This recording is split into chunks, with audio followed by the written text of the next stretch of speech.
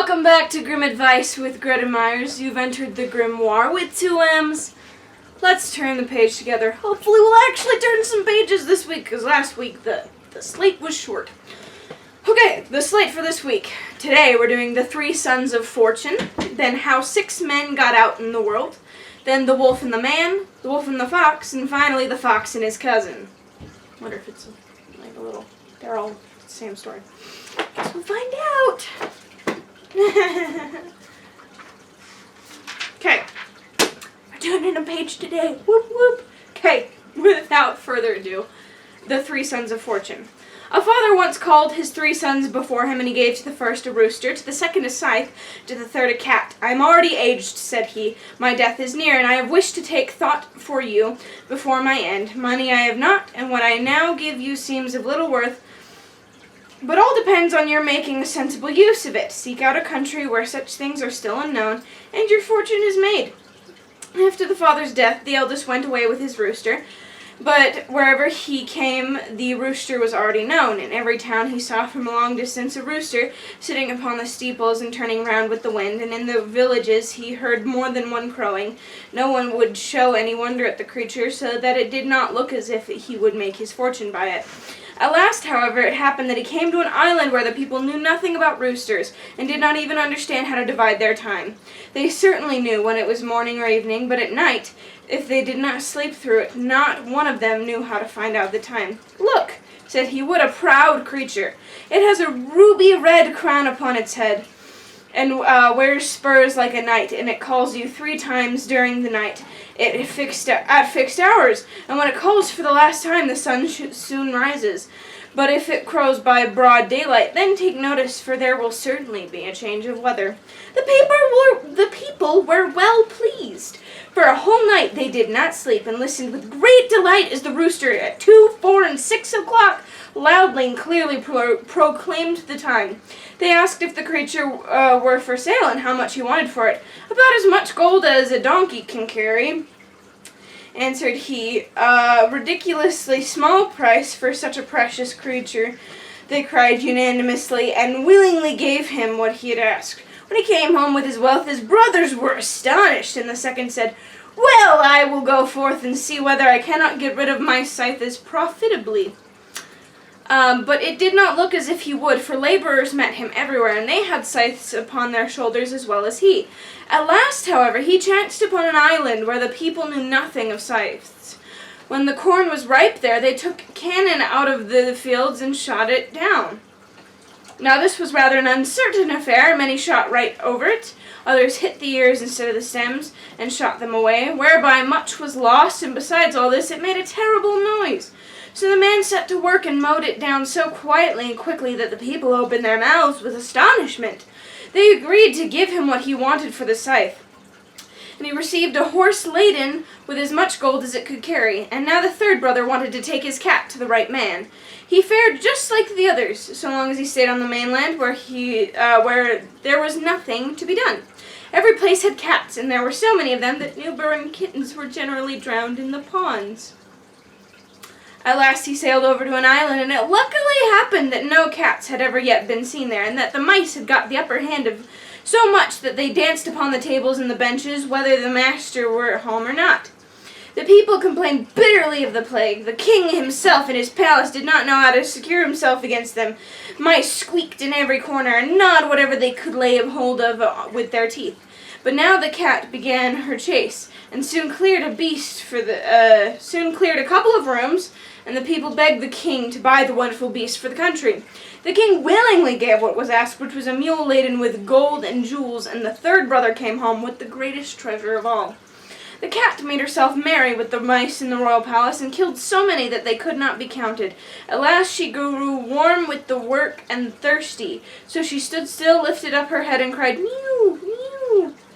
When they heard this strange cry, the king and all his people were frightened, and in their terror ran all out at once out of the palace. Then the king took counsel what was best to be done. At last it was determined to send a herald to the cat, and demand that she should leave the palace, or if not, she was to expect that force would be used against her. The counselor said, We would rather let ourselves be plagued with the mice, for to that misfortune we are accustomed, than give up our lives to such a monster as this.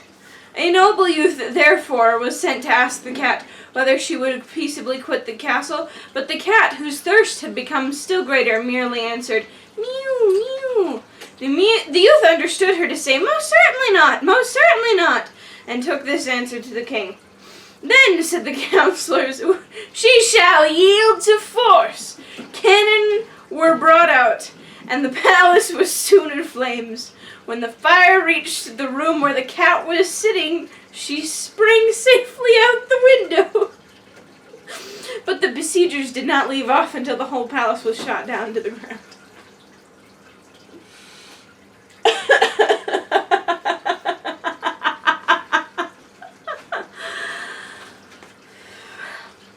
First off, it makes me sad that sometimes kittens are drowned in ponds or in rivers. Like, there was this one episode of, Tom and Jerry, where, like, Tom goes to heaven, but he can't go to heaven because he was too mean to Jerry. And, like, they just let these kittens in a bundle in, and I didn't get it until years later when I was like, that's so sad! Anyways, that's terribly sad.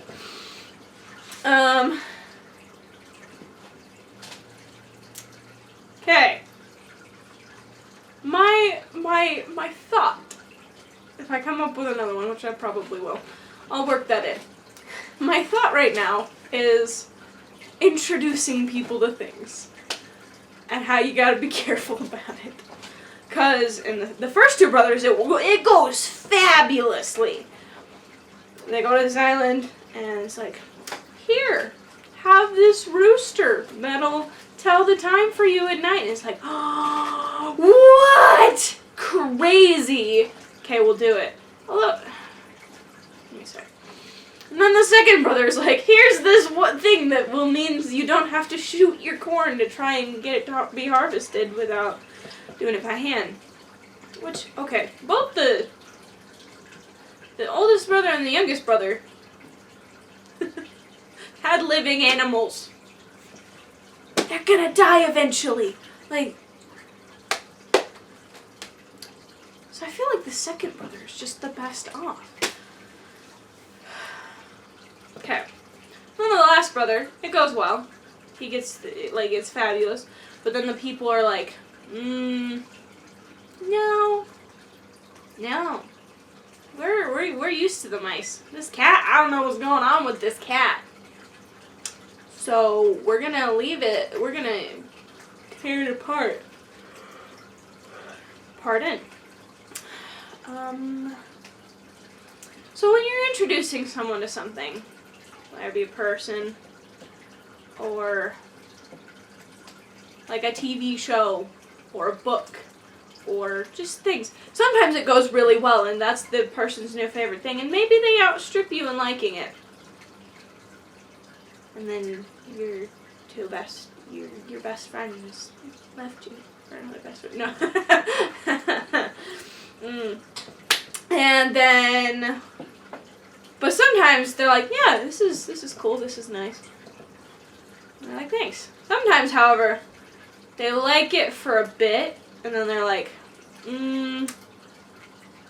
no. Especially after you leave. Like, if you're no longer friends with that person, that media could be ruined. Or that person could be ruined. Like, it could be ruined for you. So I guess just don't have strong attachments to people who introduce like things. I don't know. Yeah. Hard stuff. Because you're like, I want you to like this thing. And it's hit and miss sometimes. Like the shooting that cannon at the corn. Sometimes it goes really well, and sometimes it's like, you really don't like that thing. It's okay, we can still be friends. And sometimes it goes really badly. It's like, you hate me for introducing that thing to you. Yeah, it's not all very philosophical. But that doesn't, you can get what you need to out of it. Alright, my gremlins. Thank you for joining us for another happily ever after or not so happily ever after. That's up for you to decide. What you decide is valid. Because you're valid. You are.